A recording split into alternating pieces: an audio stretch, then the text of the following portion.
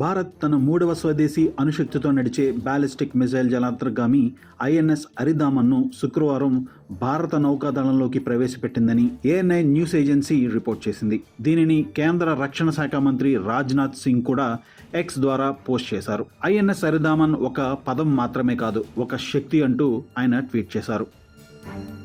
అరిదామన్ జలాంతర్గామి సుమారు 7,000 టన్నుల బరువు కలిగి ఇంతకు ముందున్న వాటికంటే పెద్దదిగా ఉంటుంది. మెరుగైన స్టెల్త్ అకౌస్టిక్ పనితీరు కోసం దీని బాడీని రూపొందించారు. 83 మెగావాట్ల కాంపాక్ట్ లైట్ వాటర్ రియాక్టర్తో కూడిన ఈ జలాంతర్గామిని మెరుగైన రహస్యత, మన్నికతో రూపొందించారు.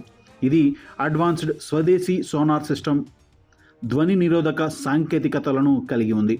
ఇవి అండర్ వాటర్ డిటెక్షన్, సర్వైవబిలిటీ సామర్థ్యాన్ని కలిగి ఉన్నాయి. గతంలో రూపొందించిన జలాంతర్గాములతో పోలిస్తే దీని మిసైల్ కెపాసిటీ ఎక్కువ.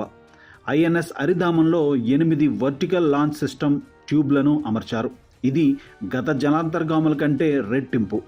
దీనివల్ల ఇది 750 కిలోమీటర్ల పరిధి గల 24K-15 సాగరిక మిసైల్స్ లేదా 3,500 కిలోమీటర్ల పరిధి గల 8 K4 మిసైల్స్ను మోయగలదు.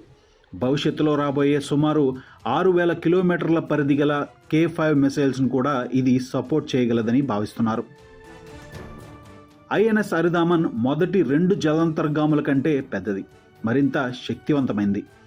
ఈ శ్రేణిలోని 4వ SSBN సముద్ర ట్రయల్స్ దశలో ఉంది. వచ్చే ఏడాది ఈ కొత్త అణు జలాంతర్గామి కూడా ప్రారంభించబడుతుంది.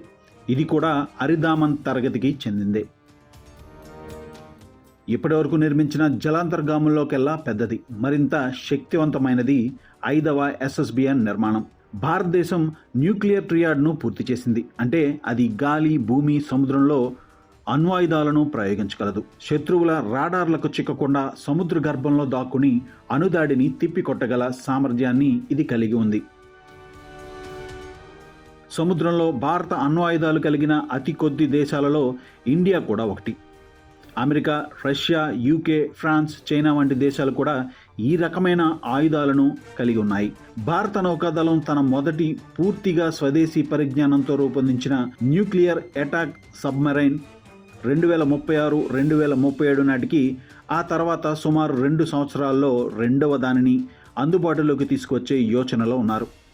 కేబినెట్ కమిటీ ఆన్ సెక్యూరిటీ మొదటి 2 SSNలకు ఆమోదం తెలిపింది. దేశ రక్షణ రంగంలో ఐఎన్ఎస్ అరిహంత్, ఐఎన్ఎస్ అరిఘాట్ తర్వాత రానున్న ఈ జలాంతర్గామిని అత్యంత కీలకమైనదిగా పరిగణిస్తున్నారు. ఐఎన్ఎస్ అరిదామన్ భారత జలాల్లోకి ప్రవేశించేందుకు సిద్ధంగా ఉంది.